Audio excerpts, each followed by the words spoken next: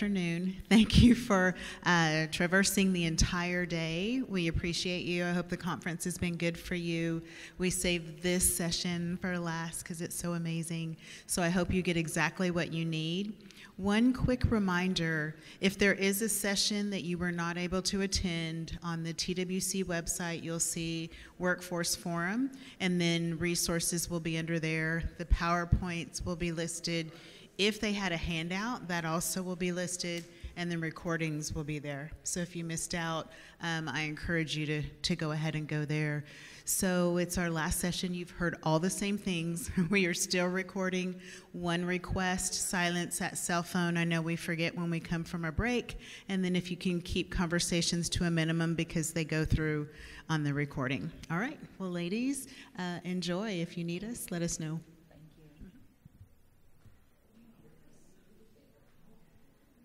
This is already on. The light wasn't green, so I thought I needed to push something. So, hello everyone. We have a nice small group, which is fine, but we're really excited for you to stick around and join us today. My name is Lindsay Hill. I'm with the Texas Workforce Commission's Child Care and Early Learning Division. I'm the Quality Initiatives Manager. And part of our team oversees our Texas Rising Star, which is our state's quality rating and improvement system for child care programs across Texas, as well as various quality initiatives that help support child care programs and their staff. And one of those is focused on infant and toddlers. And so we're excited today to bring you that topic. And we have a couple of objectives here that we hope to that you walk away with. Obviously, one, just identify how important those first 3 years are in impacting a child's brain and development, as well as gain a little bit more information about our state's Infant Toddler Specialist Network. I don't know if you are aware that we have one, but we do. So we're going to talk a little bit about that. And then we're going to close up by learning a little bit more about some allowable uses for the child care quality funds that each board receives, and they are able to determine local initiatives that they can do, one being focused on infant and toddler. So I'm going to pass this over to Elise Cohen with Children's Learning Institute, who's going to get us started. Hello, everyone. Good afternoon. Thank you for coming. Again, I'm Elise Cohen, and I'm one of the coordinators for the Texas Infant and Toddler Specialist Network, which I'm going to tell you all about today. And I am with the Children's Learning Institute in Houston, Texas. And so first, what we want to start out talking about is, why do we even need to pay this close attention and really invest in the first 3 years? Well, what we know from research is that the first 3 years of life really are the most important. Brain development and brain studies show that the first 3 years, that's when rapid brain growth is happening for our youngest children. And so it's occurring at a rapid rate. And what infants and toddlers are experiencing in the first 3 years, it can either enhance the development of their brain, or unfortunately, it can do some damage. Trauma has a lasting impact in those first 3 years because that's when all of the development is happening, most of it. And so during the first 3 years of life, infants and toddlers really need emotionally nourishing relationships.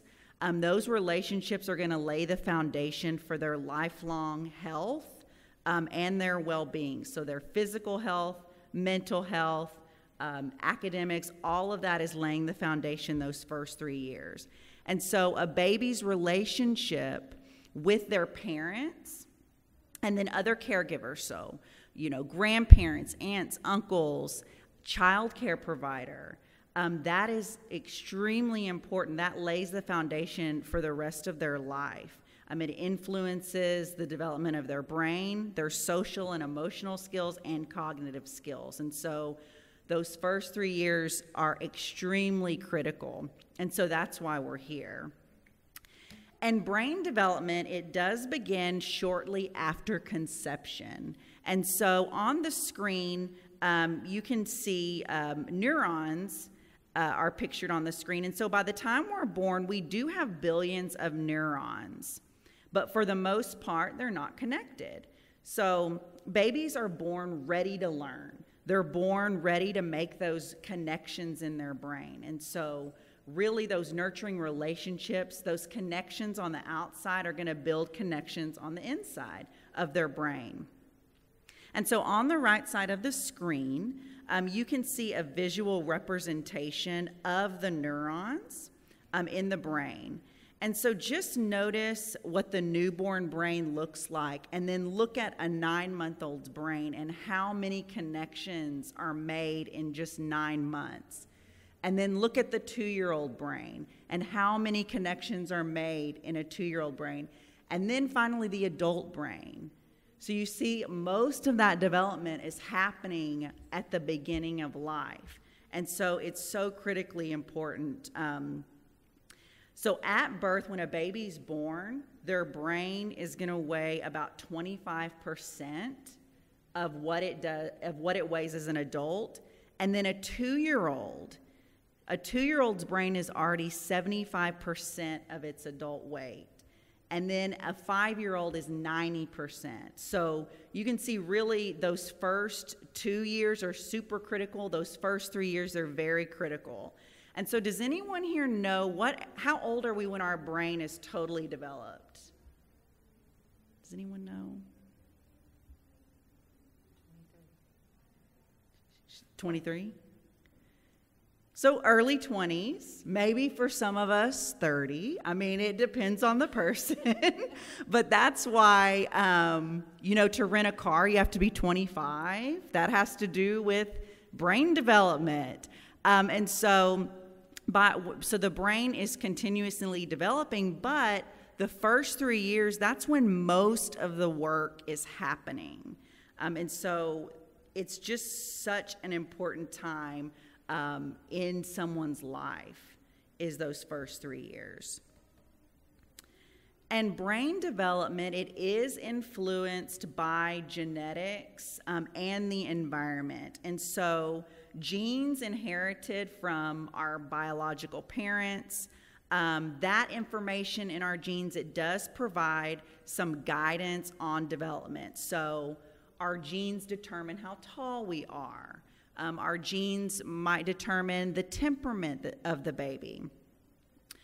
But experiences during the time when the brain is being developed can actually change whether a gene is expressed or not.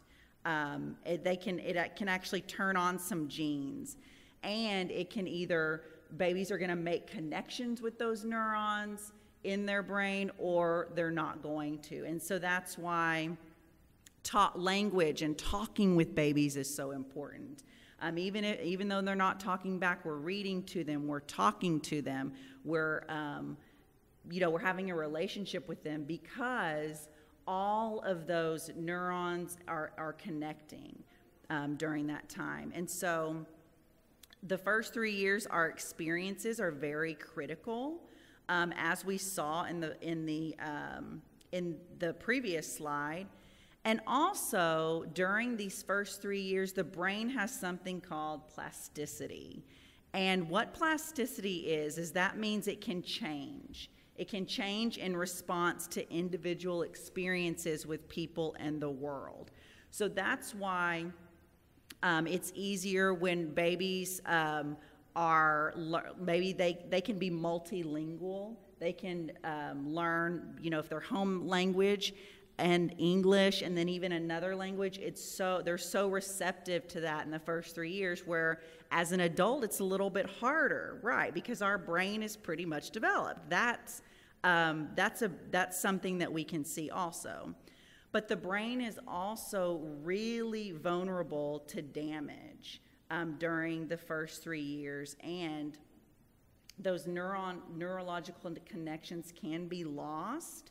So if a baby is deprived of sensory experiences or gross motor experiences, or they're being neglected by someone, that can cause some lasting damage to their health, their mental health for the rest of their life. So it's just very important. And so we really, we want, this is something that all of us should be concerned about, right? Because these babies, they're going to be the future of our workforce. They're going to be future citizens. We want all of them to start out with a really great start. And so we that's why we care at the Children's Learning Institute. That's why we're here with the Texas Infant Toddler Specialist Network, is because we do want all of our littlest Texans to get a fair shot and get and start out right. So we're doing what we can to change that and to promote child outcomes. We know that synapses are connection points between brain cells. And so this is where electrical charges, our neurons are firing past one another to the next and communicating with each other. So on the screen is a graph. And so this graph shows when a synapse formation happens. And so as you can see, the brain begins to wire in the womb. So at conception, the brain is starting to wire. So when babies are born, they already can tell their parents' voices because they've already been hearing them. Those connections are already being made. And they also can respond very soon to mom's voice, dad's voice, whoever they've heard in the womb. They start responding to that voice very soon. So those connections have already been made at conception. And so as their vision improves, their sensory pathways, their vision and hearing, they need interesting things to look at. They need interesting pictures, some type of stimulation, and so those connections can keep happening. These brain connections allow them to begin to control their arms, their hands, their fingers. And so they need opportunities to do all of those things, to be able to reach out and touch and explore interesting things. It is imperative that children do engage in high-quality nurturing experiences during infant and toddler years to make sure that their brain is wired optimally for overall development, and mental health is very important during this time as well. And so we do have an incredible opportunity to really make a positive impact on society just by doing our part and focusing in on the first 3 years. And so it's just those experiences really, really matter. Those high-quality experiences matter. And we believe if more people knew this information and understood this information, most of us, want our babies to have such an optimal start to life. And so that's why this information is so critically important for parents and caregivers to really, really understand. And so we are going to dive a little bit deeper into those early experiences. And so what I've been talking about is just telling you more of the research that we've known for the last few years. So it's very clear that how the brain develops, how it can be nurtured, and we know that experiences in the early years can lead to profound and lasting gains in school achievement and school success and lifelong success and mental health. And so research has also shown us that adverse experiences in the early years do have some lifelong impacts on development and lifelong impacts on emotional success and mental and even physical health. And so we know that a child is never too young to experience trauma. So even infants that are in situations where they're being exposed to trauma repeatedly, that's having a big impact. I think some misconceptions are, like for instance, with domestic violence or different traumas, is that the baby is unsure what's going on. When in reality, we know that the baby does know and does experience all of that. And so we know that they're never too young to experience trauma. And so according to 0 to 3, have y'all heard of 0 to 3? They're a national organization that does a lot of infant and toddler research. So according to 0 to 3, the research that they've done, a childhood shaped by trauma is actually associated with 8 of the 10 leading causes of death in the United States. It's also been estimated that it can shorten someone's life by as much as 19 years, just because you carry that with you, and it does have some adverse outcomes on your health and well-being. And so being shaped by trauma, what does that mean? So that doesn't mean that one thing happened. That doesn't mean, maybe when I was 2, I was in a car accident with my mother. That was one traumatic experience, and I'm able to kind of overcome that. Shaped by trauma means repeated experiences of abuse, neglect, and illness. Even chronic illness can play into that as well. So that is what we mean by being shaped by trauma. And then a single adverse childhood experience, it can rewire, it has the potential to rewire a baby's brain negatively. And we do know that 20.7% of infants and toddlers in the United States will have one significant traumatic experience. So that doesn't mean that it's going to rewire it, because if this experience happens and the child has a lot of support, a lot of loving and caring adults around the baby, it doesn't have to happen. But when they don't, it can significantly impact development.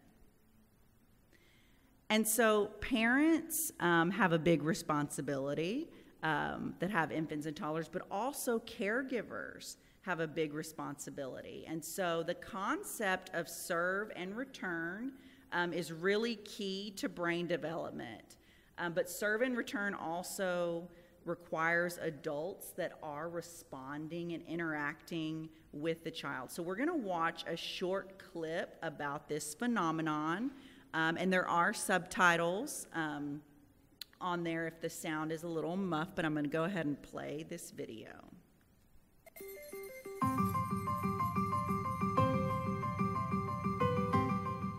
The key to forming strong brain architecture is what's known as serve and return interaction with adults. In this developmental game, new neural connections form in the brain as young children instinctively serve through babbling, facial expressions, and gestures. And adults return the serve, responding in a very directed, meaningful way. It starts very early in life, when a baby coos and the adult interacts and directs the baby's attention to a face or hand. This interaction forms the foundation of brain architecture upon which all future development will be built. It helps create neural connections between all the different areas of the brain, building the emotional and cognitive skills children need in life. For example, here's how it works for literacy and language skills. When the baby sees an object, the adult says its name. This makes connections in the baby's brain between particular sounds and their corresponding objects. Later, adults show young children that those objects and sounds can also be represented by marks on a page. With continued support from adults, children then learn how to decipher writing and eventually to write themselves. Each stage builds on what came before. Ensuring that children have adult caregivers who consistently engage in serve and return interaction, beginning in infancy, builds a foundation in the brain for all the learning, behavior, and health that follow.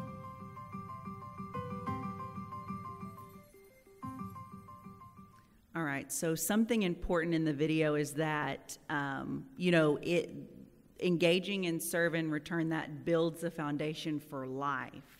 And so it is so important those first 3 years that infants and toddlers have caregivers that understand this and that are working with them and engaging with them in those meaningful ways. So we do know that many of our children spend time away from home in childcare.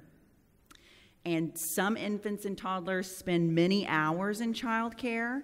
And so that experience, it can be a positive experience. You know, if the teacher and caregivers that are with them understand brain development and understand how to work with the infant and toddler. But if they don't have support, if the teacher doesn't have support or doesn't know strategies, it could be something that's a hindrance. And so here's what we know about infant and toddler teachers in Texas. So the Office of Planning, Research, and Evaluation is an office in the Administration for Children and Families, and they did recently publish a competency framework for infant and toddler teachers in Texas. And so this is what they found out about Texas. We do know that in Texas there are over 34,000 lead infant and toddler teachers. So that's a lead teacher. They didn't count assistant teachers or floaters that are in childcare settings. This doesn't account for, grandparents that keep children at home, just the lead infant and toddler teacher. So we know that there's over 34,000. And on the screen is a breakdown of where the lead teachers are working. So there's about 873 lead teachers in early Head Start, 178 in school-sponsored programs within public schools. Over 24,000 are in center-based programs. So those are in child care settings. So that's where the majority of teachers are working. And then a little over 1,000 in family child care homes that are licensed for infant and toddlers. And then over 8,000 in family child care homes that have mixed ages. So this is what we know about the workforce, again, just with the lead teacher. So we know there's many more caregivers out there than what we have on the screen. We do also know that infant and toddlers in Texas, about 46% of that population do live in households with income less than twice the federal poverty line, which is just a statistic in our state.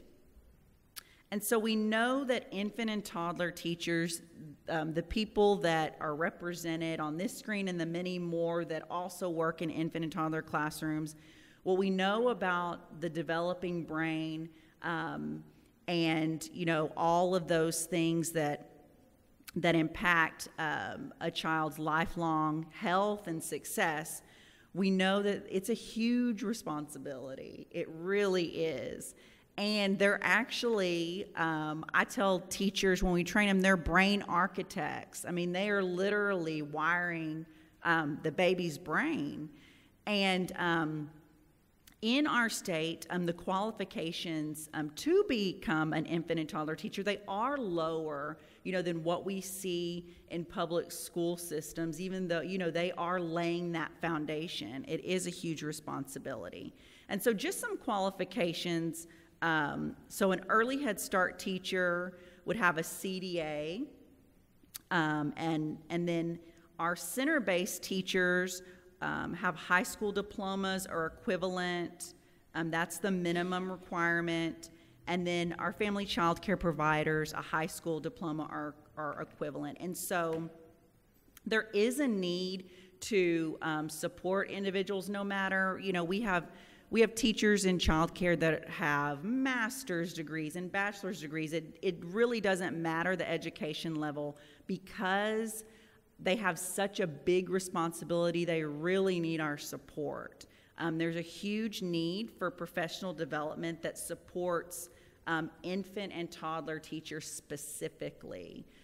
A lot of the teachers that we talk to have been going to trainings for pre-K because there's not an infant and toddler specific training for them. And that's what we're here to change. We're specific for infant and toddler. And we know that when the teachers can get high quality training and coaching, that can produce some really positive results. And so we understand the significant role that they play. And luckily, we're really thrilled that the state of Texas is recognizing this as well, that infant and toddler teachers do need support. And so now I'm going to shift and kind of talk to you about a really exciting opportunity in the state that we have to support infant and toddler teachers. We also support coaches and trainers who train infant and toddler teachers. So I want to tell you about that. So in 2019, the Texas Workforce Commission sought a partner to establish an infant and toddler specialist network for Texas with the goal to improve specialists. So a specialist we consider is somebody who is a trainer or a coach. Do any of you train or coach teachers in here? Or you probably know trainers and coaches. So those are specialists. Also, teachers. We want to improve their practices through professional development opportunities, through networking opportunities. And the Children's Learning Institute, which is part of the University of Texas Health Science Center in Houston, was awarded that grant to start that up. And so we started March 2020 is when our team got together and started. And so we're fairly new, but we're really thrilled.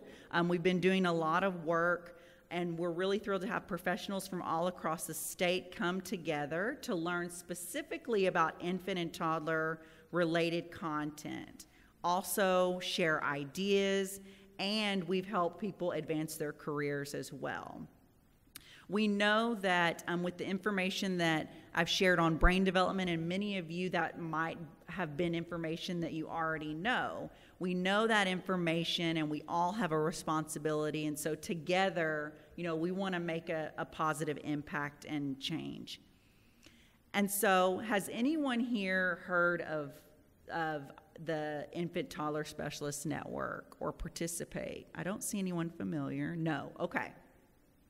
So we do have some participation, but we are new, so that's why this is great to spread the word and get it out there. So we have 2 programs in our network. So we have one program that's specifically for people who train and coach teachers, infant and toddler teachers.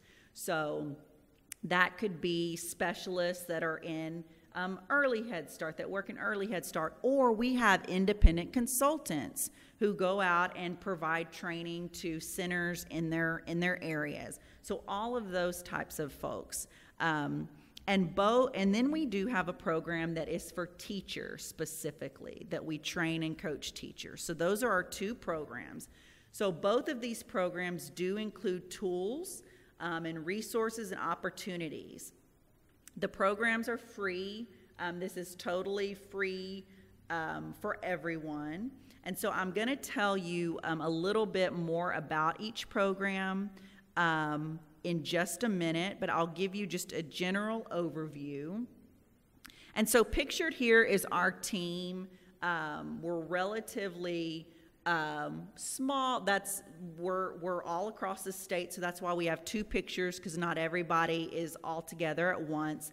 But this is our team, and so we're all part of UT Health in Houston. Everyone on our team is passionate about infant and toddler care and collaborating with teachers and collaborating with directors and specialists. And so we do know, another thing we know about research is that there's a lot of benefit from regularly participating in quality coaching and training. And so that's what we do.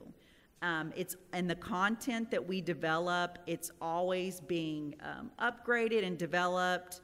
And we want to just leverage also existing resources to make some positive impact. So on the screen, the red markers, that represents where we have independent consultants that don't work for UT, people that might work for Early Head Start, people that are curriculum coordinators or assistant directors, but they're doing training and coaching on our behalf. So on the markers are the places where we have people currently doing that.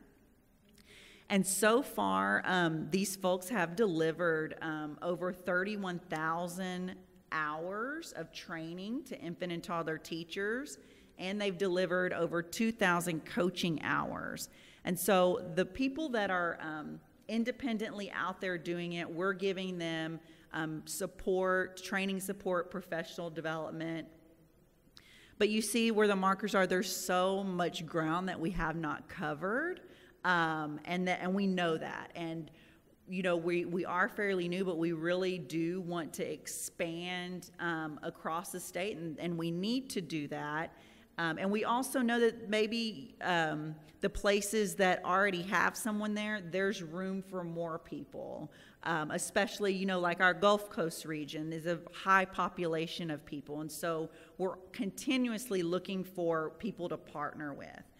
We are excited about this impact, but we are continually wanting to grow.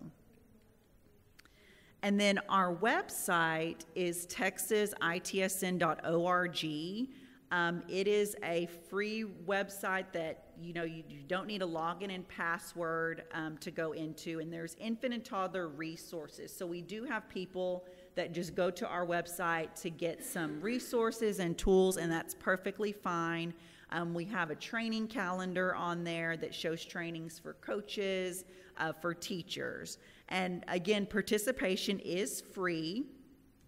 And on the website, you can also learn about more events we have. So currently, we are doing a road show across the state to bring in-person training to teachers.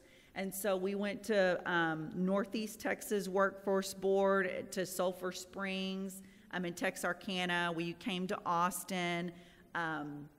We went to Lubbock, and so we want to go to visit all the workforce boards. That is a goal, and provide in-person training to teachers and child care directors. We also host some virtual events. So like we recently hosted an expert webinar on hearing loss in infants and toddlers from the Texas Hearing Institute. So that was a free webinar that people joined all across the state to learn more. This Saturday, we're hosting one on challenging behaviors from an expert, Barb O'Neill, who's done a lot of research in that area. So we do host free events virtually like that, where we can do large numbers of training. And so we are always updating our website. We also know that everybody has guidelines they have to follow. And so when people are coming to us and engaging in our trainings, we do align with Texas Rising Star, with Texas School Ready. We're working on an alignment with Early Head Start, and we're actually going to do an Early Head Start webinar coming up to roll that one out. And our content does align with the Texas Infant, Toddler, and 3-year-old Early Learning Guidelines, so our state guidelines. So we check all the boxes, and we just want to work. We know that all of these programs were working together to achieve similar goals, and so we want to streamline that to everyone. And so teachers, they do participate in live virtual trainings with us, and we have aligned these virtual trainings to the Texas Rising Star standards. And so that's really important. In specific, we have a document so that directors, professional development folks, trainers can plan. So you'll see that our social and emotional professional learning community, which parts of Category 2 they align with. So we've aligned all of our trainings with Texas Rising Star. So we do have mentors that actually use this document when they're writing quality improvement plans with programs, and so we've aligned everything. We have free online courses For teachers, this is just a screenshot of one of those. They're self-paced courses that infant and toddler teachers can take that have high-quality video, different resources, different experts, and so they're very engaging. They can do them from home on their computer. They can stop and start them at any time, and so they're very popular. And they're called the Circle Play With Me series. If you've heard of that, it's on CLI Engage, and so our teachers in our program and coaches do take this course. And so that is another piece. And so what teachers do and specialists is take the course, and then they come to a live virtual training with us and dive deeper into the course content. And so that's kind of the cycle of that professional development. And so there are many benefits for joining. I am going to tell you more about the highlights from the teacher program right now. And so the teacher program, it is open to any program that serves infants and toddlers. So there's no restrictions. So we have family child care providers, we have early Head Start centers, we have, centers that are owned by some of the bigger chain centers. We have centers that are independently owned. Doesn't matter. Anyone, whether they take subsidies or they don't take subsidies, everybody can participate. We serve all infants and toddlers, and that's really exciting. We do want to help support as many people as possible. And so this, we also have training plans that meet the center goals, so the director can come on board with our training plans. We offer a variety of opportunities, so a lot of things are virtual based. We have started going out in person more, and then it's all free professional development hours that teachers get their certificates through TechPeds, and so it's very exciting. And directors are including what we're doing on their CQIP goals for TRS as well. So it's a really good opportunity for that. And so we do try to meet everyone where they are in our program. So we do want to offer a lot of different options. And so here's what some of the teachers are saying that have participated. We're in year 3, rolling into year 4. And so we've got a lot of great feedback from teachers. We have teachers that are still participating with us for the 3 years. We do tailor it to the teacher's needs. And so we're now offering advanced PLCs for some of our teachers that have been with us for a while. And so we just have a lot to offer. And so that is more on our teacher program. So I'm going to tell you a little bit about the specialist program. So that's the one for coaches and trainers that support infant and toddler teachers. And so the benefits, participation again is free. And so we provide training and coaching for trainers and coaches on working with infant and toddler teachers, and lots of resources. We do have topics that they can do PLCs with us, and also some advanced topics for some of our advanced coaches. Again, those folks also earn professional development hours, and we do everything through TechPeds. And our specialist program is pretty unique because it does have 2 pathways. So one pathway is our trainers and coaches who just want to get professional development hours and learn more about training and coaching. So they come to us for professional development. And they can gain knowledge and skills to support their teachers. And then the next program is actually a certification program. And so these people come to us for professional development, but they also become registered trainers in TechPeds if they're not already, and they're able to provide our content to their teachers, or if they're an independent consultant, they're able to present even at conferences. People have done that, or training events. We give them our training, our PowerPoint materials, our facilitation guides that are on the screen. And so that certification process, it is more work, but we do support people that really want to do that. We support them every step of the way to get that certification, and then they're able to go out and train using our high quality content. And so those are the two options for trainers and coaches. A lot of folks come and start out just doing the professional development program, and then they'll switch over to the certification program. But again, they get personalized support with that. So that's something that we can offer. And so we do have over 22 trainings that we've developed in the last 3 years on a lot of topics. So our topics include the Texas Infant Toddler 3-year-old Early Learning Guidelines, that Play With Me course that I showed you a screenshot. We have trainings that dive deeper into that content. Also the Circle Activity Collection, which is a collection of activities that teachers can use with infants and toddlers in the classroom. We've developed more training topics just to help people grow and dive deeper into that content. We also offer the Circle Infant and Toddler Foundation's TOT Train of Trainers.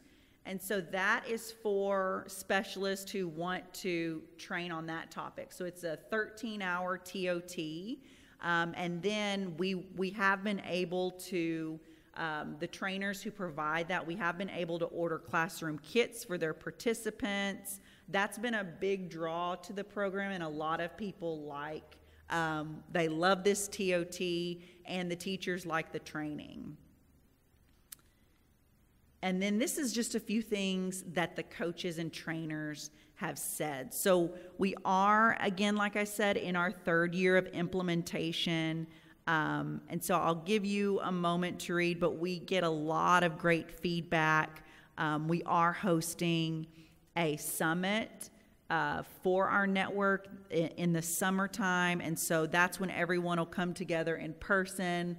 But we really, really have enjoyed doing this work, and we do want to grow this network even further. We know that we've not even scratched the surface of all the providers and all the trainers and coaches, and so we're looking to grow. And then this,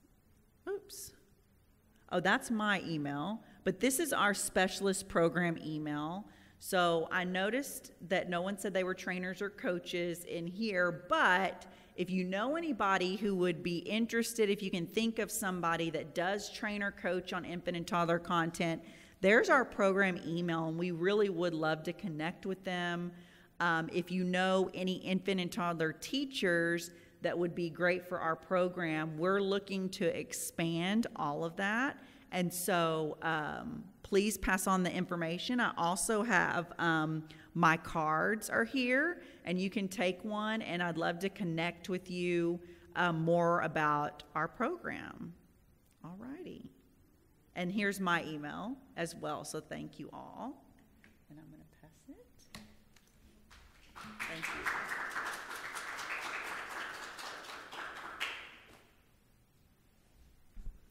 Thank you, Elise. So we're going to go from the ITSN into Texas Workforce Commission quality, child care quality funds, and how we can support infants and toddlers and their caregivers through us. So good afternoon. My name is Madelynn Martinez. I am a Quality Initiatives Program Specialist in Texas Workforce Commission's Child Care and Early Learning Division. I handle all the child care quality reports when they come in, so if you've ever done that, it's me that sends you an email back. So today we're going to go over the allowable uses for child care quality funding to support infants and toddlers. So let's dive into how Texas, let's move this, how Texas 28 local workforce development boards allocated their federal CCDBG dollars into infant and toddler quality initiatives last fiscal year.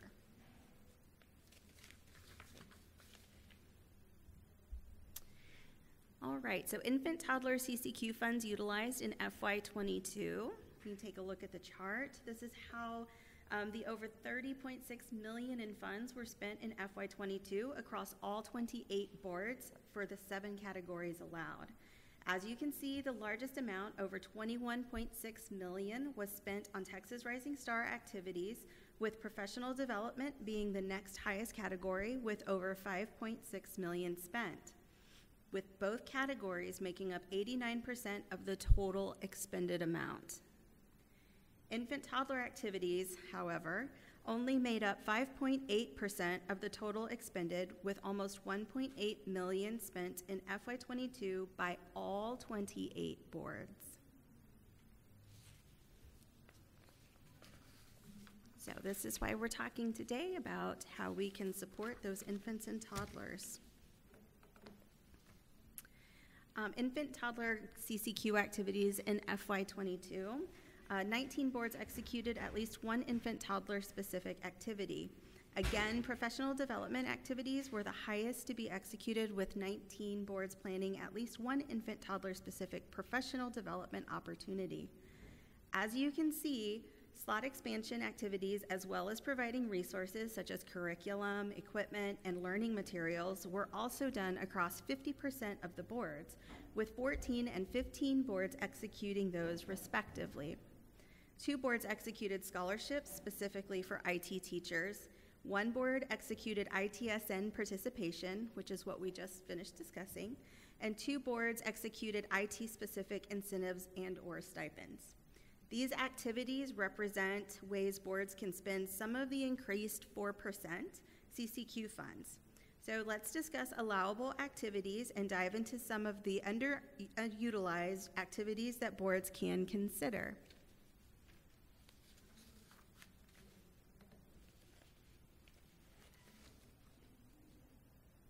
Allowable infant toddler activities. There are numerous ways to utilize the CCQ 4% funds that are available to the boards. We'll dive into each one of these topics and provide some activity ideas. More information about these activities and how to make data-driven decisions can be found in the newly released CCQ Expenditure and Strategic Planning Guide.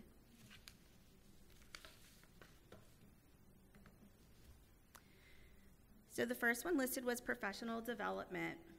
Professional development is one of the most often implemented activities for boards. It is the most common use of funds for CCQ, fairly easy to implement, and provides the infant toddler educators with crucial skills in providing early care and education to our youngest Texans. Frequently, there is a focus on curriculum and lesson planning as well as challenging behaviors, which is wonderful. But there are several other domains that can be provided to support the child care programs in your area. Some of the areas not planned for infant toddler teachers as much are child progress monitoring or developmental screenings, family engagement, special needs and inclusive care in the classroom, English language and dual language learners, culturally responsive environments, and implicit bias.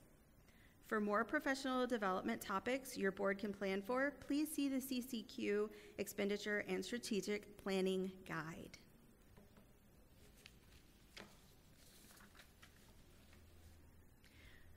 Next up is regional and statewide networks. You just heard about the ITSN and what they are capable of doing. CCQ funds can be used to support this initiative specifically in your workforce area. The boards may consider a monetary stipend for staff or local ECE professionals that become certified to be an infant toddler specialist. The board may designate a current staff or hire a dedicated staff member to serve as an infant toddler specialist to support the child care programs who serve infant and toddlers in the board area.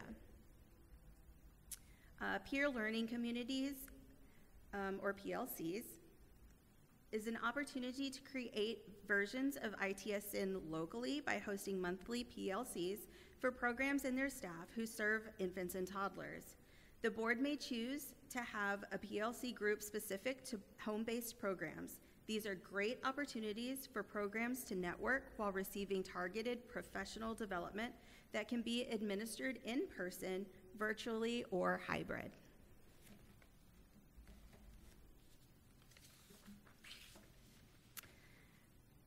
Resources and materials. As seen previously, this activity was the most executed by boards in FY22, with 15 out of 28 boards who did this, which is roughly 54%. So the first listed is classroom furniture and equipment. Furniture and equipment includes both indoor and outdoor learning environment for infants and toddlers. Many child care programs lack a sufficient outdoor learning space for infants and toddlers. And the boards do have the opportunity to support them in providing developmentally appropriate materials and equipment. This also supports higher scores for infant and outdoor measures in Texas Rising Star. Learning materials. The board can provide one-time or ongoing monetary stipends for grants to child care programs so that they may select their own learning materials and/or furniture and equipment, or the board can determine learning packages such as science kits or book sets that they offer to the child care programs they serve. Many boards vary the amount provided based on a child care program's star level. Curriculum. Curriculum purchased for child care and early learning programs should be developmentally appropriate and align with early learning guidelines or standards. Boards can determine this by conducting an infant-toddler curriculum check per the Texas Rising Star Staff Handbook.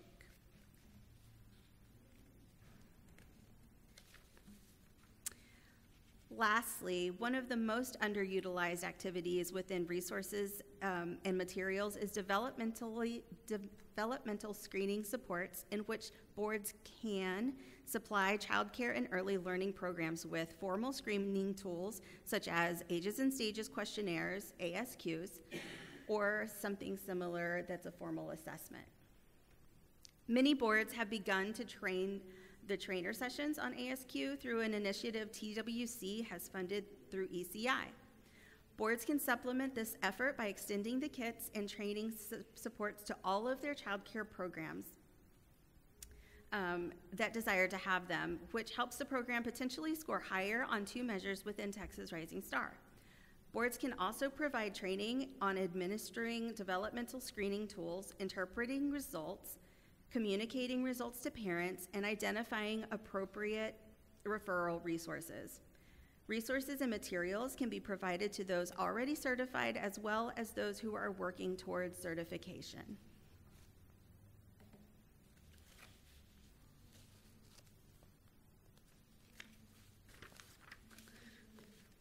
Next, we have supply building.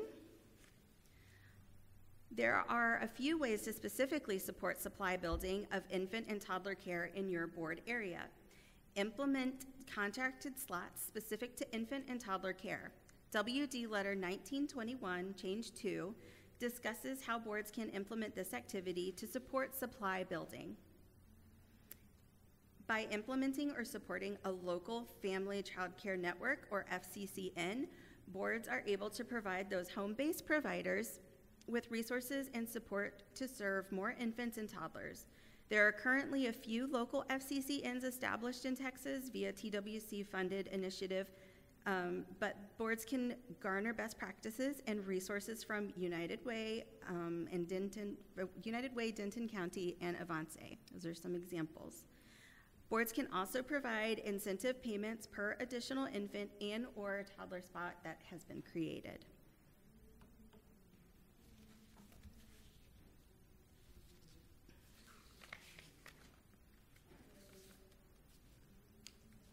All right, so determining which infant and toddler activities to fund.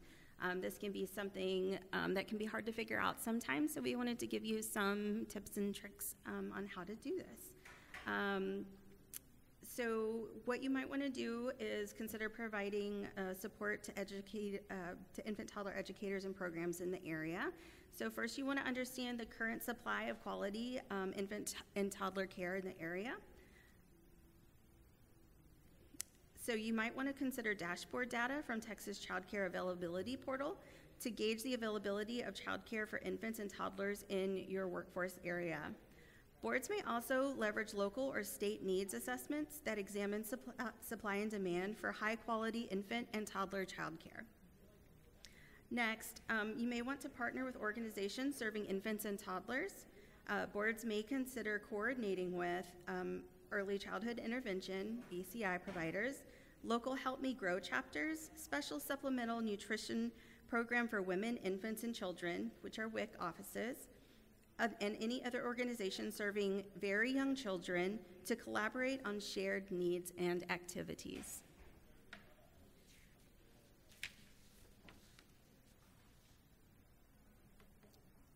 All right, moving on to data-driven decision-making. Data-driven decision-making, or DDDM, is the cyclical process of using data to inform the decision-making process and validate a course of action before committing to it. Within the CCQ Expenditure and Strategic Planning Guide, TWC has provided some information on how boards can and should use DDDM to determine which quality initiatives activities are planned and implemented for their board area. Additionally, the Administration for Children and Families, ACF, the federal division that oversees the CCDF program, published a guide to data-driven decision-making that can be found on their website and is linked within our guide. DDDM includes interactive stages summarized below. Boards can use these concepts as they make decisions about improving quality. Number 1, formulate key questions. Beginning with asking, what do you need to know about your customers, capacities, or resources to determine a course of action? Thinking through quantity, distribution, duration, and variance. Number 2, collect and analyze data. Begin by assessing your data requirements and considering what data will be meaningful and informative to your organization and its stakeholders, such as what data will illustrate progress or what indicators we ask the boards to provide within the CCQ plan. And number 3, communicate results to decision makers. It is critical to convey data in a way that is both understandable and usable. Number 4, refine processes, organizations, or systems, or rinse and repeat. By refining the data collection and outcome measures based on the lessons learned and the availability of new information. So that was just kind of a quick overview of some of the things that you can do in order to help support our earliest learners and their educators. We are going to be having a more in-depth meeting. As you can see, there is a save the date up here for a board child care quality strategic planning meeting. And so within our 2 days together, we'll be talking more about data-driven decision-making, engaging your stakeholders, and planning for executing infant toddler activities, and so much more. I will be there, Lindsay will be there, some other people from our team will be there. So please mark your calendars, and we hope that you can make it. But more information for this will be coming out soon, to include a WD letter about travel allocations. So keep an eye out for that as well. We look forward to seeing you there. Does anybody have any questions?